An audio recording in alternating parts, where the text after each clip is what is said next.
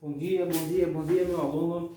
A nossa proposta pedagógica de hoje, nós vamos dar continuidade ao nosso assunto que a gente começou lá, né, falando sobre o conjunto dos números racionais, e hoje a gente vai falar sobre o conjunto, né, os subconjuntos, né? Nós vamos falar sobre os subconjuntos e você vai encontrar esse conteúdo facilmente na página 91. Então, o meu aluno lá, ele já sabe que vai encontrar esse material na página 91, então corre lá, pega o material, já faz o registro da data, já faz o registro da página, do conteúdo e vamos nessa, tá bom? Então a nossa proposta de hoje, nós vamos trabalhar com os subconjuntos, né? Professor, os subconjuntos de quem? Os subconjuntos em que, né? Os subconjuntos de que? Então vamos deixar também de registrar aqui a nossa data, né? Os nossos subconjuntos. Mas antes de falar dos nossos subconjuntos, nós precisamos também trazer a lembrança de alguns elementos, de alguns conjuntos que nós já estudamos até agora, né? O primeiro conjunto que nós estudamos lá no sexto ano, né? Nós estudamos o conjunto dos números naturais, professor. Nós estudamos lá no sexto ano o conjunto dos números naturais. Nós representamos o conjunto dos números naturais pela letrinha N, acompanhada de igualdade, e os seus respectivos elementos, né? Lembrando, professor, o conjunto dos números naturais, nós sabemos exatamente aonde começa, mas a gente não sabe exatamente aonde termina, né? Por isso a gente lá usa, né, essa simbologia da língua portuguesa para dizer que é uma reticência aqui, mas tem um teor de continuidade, né, uma infinitude, né? Professor, é infinito, o conjunto dos números naturais ele é infinito. O segundo conjunto, professor, que nós estudamos, né, que foi lá agora, né, no primeiro semestre ainda, né, na primeira unidade, nós trabalhamos com o conjunto dos números inteiros, professor. O conjunto dos números inteiros. Foi esse o conjunto que nós estudamos, o conjunto dos números inteiros, onde nós aprendemos que eu posso representá-lo exatamente com a letrinha Z e também com as chaves aí, os seus elementos. Professor, os elementos desse conjunto aqui, ele tem uma característica interessante, né? A característica interessante desse conjunto é a seguinte, professor, esse conjunto ele suporta, né? Ele comporta todos os elementos, e são positivos, inteiros, e são os negativos, né? À minha direita eu tenho todos os positivos, à minha esquerda eu tenho todos os negativos, com a presença do zero no meio, né?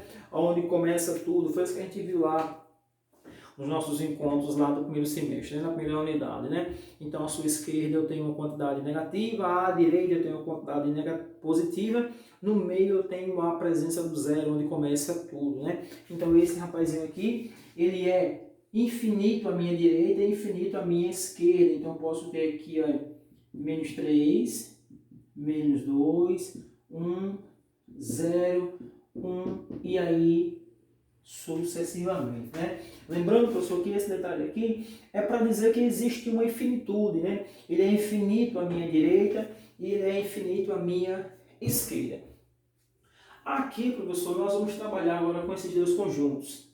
E aí nós chegamos o que a gente tem hoje, né? O conjunto dos números racionais. Professor, como é que eu represento o conjunto dos números racionais, né? Então nós vamos dizer que x pertence ao conjunto dos números racionais tal que A sobre B, né? É assim que ele é representado, né? Da forma A sobre B, com B, professor, diferente de zero. B não pode ser zero, não vai ter sentido, né? E aí nós estamos trabalhando com o conjunto dos números racionais, que é essa representação.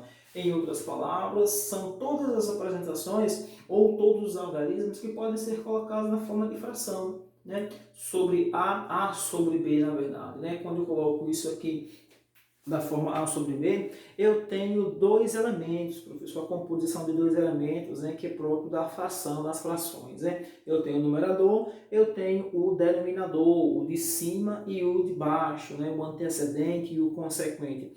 Só que aí tem uma condição de existência, o meu B não pode ser zero, ele tem que ser diferente de zero.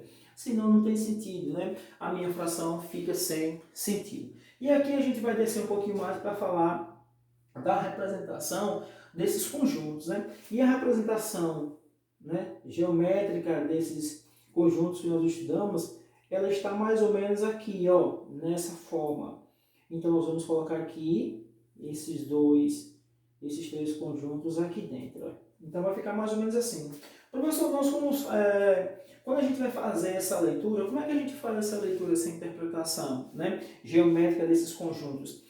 A leitura interpretativa para esses conjuntos é sempre a seguinte. Professor, nós vamos interpretar de dentro para fora, né? Então, de dentro para fora, como é que ficaria? O primeiro elemento, né, professor, que a gente viu lá no 6º ano, quem foi o nosso primeiro elemento? O nosso primeiro elemento, professor, foi o conjunto dos números naturais, né? Foi lá no 6º ano. No 7º ano, nós vimos o conjunto dos números inteiros, professor. Nós vimos o conjunto dos números inteiros. E agora nós estamos trabalhando o conjunto dos números racionais. Essa representação, professor, de dentro para fora, para dizer que todos esses conjuntos eles também estão unidos, eles estão entrelaçados, né? E esse entrelaçar, professor, está com a relação de continência, né? Um conjunto está contido no outro. Então eu posso escrever facilmente assim, professor. Deixa eu passar para lá de cá, para ficar mais fácil a sua visualização. Então eu posso escrever assim, professor, ó, o conjunto dos números, né, conjunto dos números inteiros